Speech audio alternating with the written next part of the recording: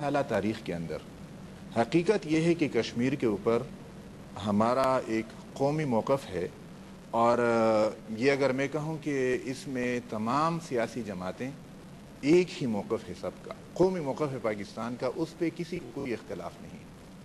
اور پاکستان کا موقف، یہ قومی موقف، یہ اصولوں کی بنیاد پہ ہے اور یہ انصاف کی بنیاد پہ ہے، منصفانہ موقف ہے۔ لیکن اس کے باوجود کہ ہم انصاف پر مبنی ایک موقف رکھتے ہیں، ہم نے اس موقف کے لیے وہ کچھ نہیں کیا جو ہندوستان نے اپنے جبر، ظلم، زور پہ مبنی اپنے اس موقف کے لیے جو کام کیا ہے۔ بالخصوص سفارتی سطح پہ ہندوستان ہم سے بہت آگے رہا ہے۔ یعنی اس کو دیکھ لیجئے کہ ہم مسلمان ممالک کو بھی اپنا ہم نوا نہیں رکھ سکے ہیں اور نہیں بنا سکے ہیں، جبکہ ہندوستان نے ہمارے مسلمان بھائیوں کو کشمیر کے مسئلے پہ اپنا ہم نوا بنا لیا ہے۔ اس لیے اصل بات یہ ہے کہ آپشن دوسرا اور تیسرا کوئی بھی آپشن اختیار کیا جا سکتا ہے، لیکن بات ڈٹرمنیشن کی ہے اور ارادے کی ہے کہ مضبوط ارادہ ہو تب ہی آپ دوسرا آپشن بھی اختیار کر سکتے ہیں، تیسرا بھی اختیار کر سکتے ہیں۔ لیکن اگر ارادہ نہ ہو اور ارادے کی کمزوری ہو تو آپ کا پہلا موقف جو ہے اس پہ بھی آپ بہت آگے ویری نہیں بڑھ سکتے۔ انٹرسٹنگ نصرت، ابھی پروفیسر ابراہیم صاحب کی طرف سے آپشن کی بحث جو ہے وہ تو بات کی ہے، پہلے تو ارادے کی آپ بحث کر لیں، لیکن ارادہ ہم نے کم از کم یہ دیکھا، جس طرح مشاہد صاحب بھی بتا رہے تھے اور یاسین ملک صاحب نے بھی کہا کہ دونوں سائڈز کی طرف سے ایک نیا انتھوزیزم آپ کو نظر آتا تھا۔ ایک جو نقطہ ابھی اٹھایا گیا وہ یہ کہ ہمارا قومی موقف رہا ہے، میں آپ سے سمجھنا چاہوں گا کہ واقعتاً قومی موقف کشمیر کے اوپر ہمارا کیا رہا ہے؟ جی، قومی موقف وہ رہا ہے جی جو ریڈیو پاکستان اور پاکستان ٹیلی ویژن پہ آتا تھا۔ بات یہ ہے جو پوسٹ پارٹیشن جنریشن ہے جو 1954 کے بعد جو پیدا ہوئی ہے، اس کا ٹوٹل ڈسکنیکٹ ہے with the realities of Kashmir. مثلاً یہ کہ آپ ایٹ رینڈم بات کریں یہاں پڑھے لکھے پاکستانی سے جو اخبار پڑھتا ہے بہت ریگولرلی، کوئی ایک آدھ کتاب بھی پڑھ لیتا ہے، انٹرنیشنل افیئرس کا بھی پتہ ہے، اس کو جموں اور ویلی کشمیر کے اندر جو ڈسٹنکشن ہے فار ایگزامپل وہ سمجھ میں نہیں آتی۔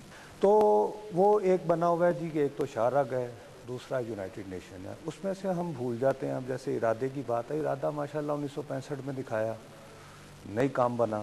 اس کے بعد ابھی جنہوں نے مسئلہ حل کر کے دینا تھا وہ کارگل چڑھ گئے، ارادہ تو انہوں نے بھی دکھایا، بالکل نیوکلیئر ہمیں یہ برنگ پہ لے گئے تھے۔ اصل پرابلم یہ ہے کہ اس کے اندر کشمیر کا مسئلہ جو ہے اس پہ کشمیر کے علاوہ دوسرے لوگ بات کرتے ہیں، یا راولپنڈی بات کرتا ہے، اسلام آباد بات کرتا ہے، اس کے بعد ہم نے آؤٹ سورس کر دیا، حافظ سعید صاحب نے بات کرنا شروع کر دی۔ تو اب یہ کہ بھئی کشمیر کا مسئلے کی بات کرنی ہے تو پہلے کشمیر والوں سے تو پوچھو۔ اب دنیا بھر میں یہ جو بیک ٹریک جو ڈپلومیسی کی باتیں کر رہے ہیں، مشاہد صاحب میرے بڑے سینئر ہیں، ان سے میں نے بہت کچھ سیکھا ہے انٹرنیشنل افیئرز میں۔ دنیا بھر میں ہوا ہے جی جہاں پر بھی آزادی کی تحریکیں چلی ہیں، shoot shoot talk talk, but who was talking? Those who were representing the fighting community. اب ہماری طرف سے کشمیر کی آزادی کی نیگوسیشنز کون کر رہے ہیں؟ طارق عزیز، جو کبھی جو ہے وہ ایف سی کالج کی کسی یونین میں انہوں نے چھوٹا سا رول تو لیا ہوگا، who knows nothing of Kashmir. اس طرف سے کون کر رہے تھے؟ پہلے وہ برجیش مشرا صاحب تھے، پھر وہ نارائنن آ گئے، نارائنن جن کا پورا کیریئر آئی بی میں یہ رہا ہے کہ how to fight against Maoist. I do not believe کہ New Delhi was ever sincere to deliver on Kashmir move an inch. اور اس کی بڑی سیدھی سی بات ہے جی، دلی میں اورنگزیب بیٹھا ہو یا انگریز بیٹھا ہو یا منموہن سنگھ بیٹھا ہو، وہ جب بیٹھتے ہیں دلی میں تو دیکھتے ہیں ہماری پیریفریز میں کچھ نہ کچھ ہوتا رہتا ہے۔ تو 25 سال ساؤتھ میں لڑتے رہو، 150 سال ٹھیک ہے جی کشمیر میں بھی چل رہی ہے کچھ، they are not willing to move an inch. یہ بات جو ہے یہ امپورٹنٹ۔ یاسین ملک صاحب، تو یہ جو آپ اسے اتفاق کرتے ہیں کہ دہلی کے اندر جو اسٹیبلشمنٹ ہے، پاکستان کے اندرونی مسائل سے قطع نظر دہلی کے اندر جو اسٹیبلشمنٹ ہے وہ کبھی اس موڈ میں رہے گی ہی نہیں اور نہ ہی رہی تھی کبھی کہ کشمیر کو جینونلی حل کرے؟ وہ کہے کہ it's a trouble spot, we can manage it, تھوڑی سی بات چیت کریں۔ یہ بیسیکلی پولیٹیکل اسٹیبلشمنٹ کے فالٹس، کیونکہ مسئلہ ان کو حل کرنا ہے، مینڈیٹ بھی انہوں، اور ان کے پاس سپرمیسی بھی ہے، اور وہاں کا جو آرمی چیف ہے You should not consider him he is superior than Prime Minister. لیکن کیا واقعتاً ہم اس نہج پہ تھے کہ کشمیر کا مسئلہ حل کرنے کے لیے متبادل حل تجویز کرنے کی انوائرمنٹ موجود تھی آپ کے خیال میں لاسٹ ایئر؟ مجھے مسڈ اپرچونٹی آپ دیکھیں، میں نے آنیسٹلی اسپیکنگ میں نے جب شوکت عزیز صاحب کے ساتھ بات کی، میں نے کہا مجھے دلی میں اس کی کہیں سمل نہیں آئی، میں بھی وہاں لوگوں سے ملا. اس کا جواب کیا دیا انہوں نے؟ He was confident. Shaukat Aziz is nothing if not confident. Mushtaq صاحب، تو پھر ہم یہ کیا سمجھے کہ یہ تمام پروسیس جو تھا، ہو سکتا ہے کچھ ایسی باتیں ہوں جو شوکت عزیز صاحب کو بھی نہ پتہ ہوں، ایسی باتیں ہوں جو یاسین ملک صاحب کو بھی نہ پتہ ہوں، وہ اندر خانے کو موڈ بن رہا ہو جو میڈیا کی نظر سے بھی وہ چھپا ہوا ہو. پچھلے سال کے واقعات کے تناظر میں آپ کو لگتا ہے کہ Kashmir were we ever close to a breakthrough on Kashmir? آپ کے خیال میں کوئی ماحول تھا؟ دیکھیں، اگر ماحول تھا بھی تو وہ دلی سرکار اور پاکستان کی حکومت کے درمیان تھا. اس میں چونکہ نہ آکوپائڈ کشمیر کے لوگ جو انوالو تھے، نہ آزاد کشمیر کے لوگ تھے، نہ ناردرن ایریا کے لوگ تھے، تو اس لیے ان کو تو اسی طرح کی تسلیاں دی جاتی رہی کہ جناب آپ کو بھی شامل کیا جائے گا، پہلے ہم کسی بریک. کیسے ہو سکتا ہے؟ آپ دیکھیں کشمیر کے اوپر جتنے انیشیٹو، جیسے آپ جبرالٹر آپریشن دیکھیں، ناکام کیوں ہوا؟ اس لیے کہ آپ نے اوپر سے ایک اپنے طور پر آپ کے دماغ میں آیا کہ نہیں یہ بھی ایک مسئلہ ہے. آپ نے گراؤنڈ پہ کشمیر کے جو لوگ تھے ان کو اعتماد میں نہیں لیا. تو دنیا بھر میں جو بھی پالیسی آپ بناتے ہیں وہ ایٹ لیسٹ ایک جو فریق ہے، کوئی بھی فریق، چاہے اگر پاکستان، لیکن پاکستان کی جو کشمیر پالیسی ہے، انڈیا کی تو بات وہ تو بالکل کلیئر ہے اپنی پالیسی کے اندر، لیکن جو ہماری پالیسی ہے وہ ایک مرتبہ ہم نے پوچھا بھی تھا ریاض کھوکر صاحب کو کہ یہ کون بناتا ہے ہماری پالیسی؟ انہوں نے کہا جی جادوگر بناتے ہیں.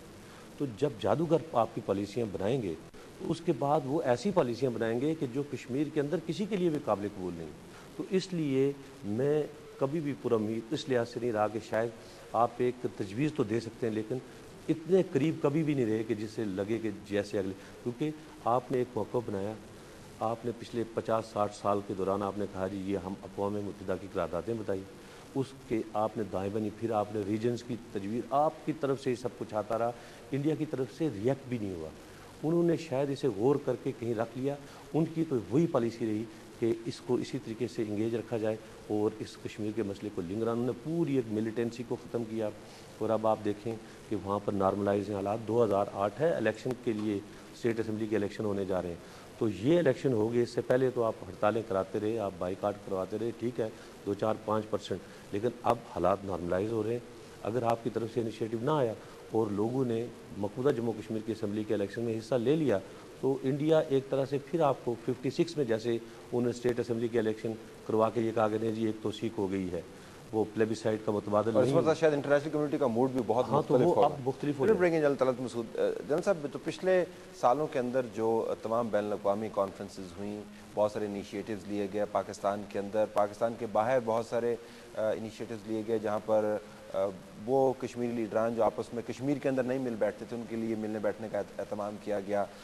کشمیری لیڈران یہاں پر آئے بارڈر پار، اور منموہن سنگھ صاحب کی یہ اسٹیٹمنٹ کہ جی the international border should become irrelevant, اس کو بہت کوٹ کیا جاتا رہا. تو ہم کیا یہ سمجھیں کہ یہ صرف نظر کا دھوکہ تھا یا اس کے اندر کوئی سبسٹنس بھی تھا؟ نہیں، اس میں بڑا سبسٹنس تھا، اس وجہ سے کہ ہوا یہ کہ جب 2002 کے حالات اور واقعات ہوئے اس کی وجہ سے دنیا میں بڑی تشویش ہوئی کہ یہ واقعی میں کشمیر جو ہے یہ ایک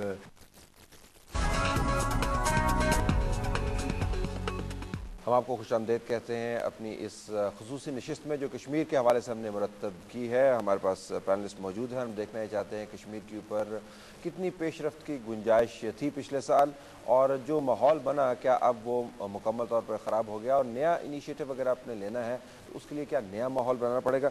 مشاہد صاحب، ابھی بہت ساری باتیں ہوئی and we did the round اور پتہ یہ چلا کہ اگر جنرل طلعت مسعود کی یارڈ سٹک کو استعمال کیا جائے تو کم از کم ایک نئی تھنکنگ سامنے آئی، نئی اپروچ سامنے آئی. محبوبہ مفتی کا پاکستان کے اندر آنا، عمر عبداللہ کا پاکستان کے اندر آنا، یہاں کے لیڈران کا وہاں پر جانا، بس کے ذریعے لوگوں کا آپس میں بات چیت کرنا، یہ ایک طلسمی قسم کی بات لگتی ہوگی آج سے 10 سال پہلے، لیکن اب یہ ہو گیا.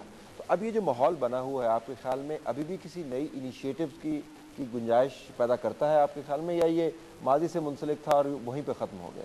آپ کے سوال کی جواب دیں. 2-3 چیزیں میں کہہ سکتا ہوں اگر میں. ایک تو یہ ہے کہ ایک کانٹیکسٹ جو آپ نے ذکر کیا تھا بریفلی انٹرنیشنل کمیونٹی کا، ایک کانٹیکسٹ چینج ہوا ہے 9/11 کے بعد اور اس کے اثرات منفی ہوئے ہیں فلسطین اور کشمیر پر، کیونکہ so called war on terror کی وجہ سے جو جینون مزاحمتی تحریک ہے مسلمانوں کی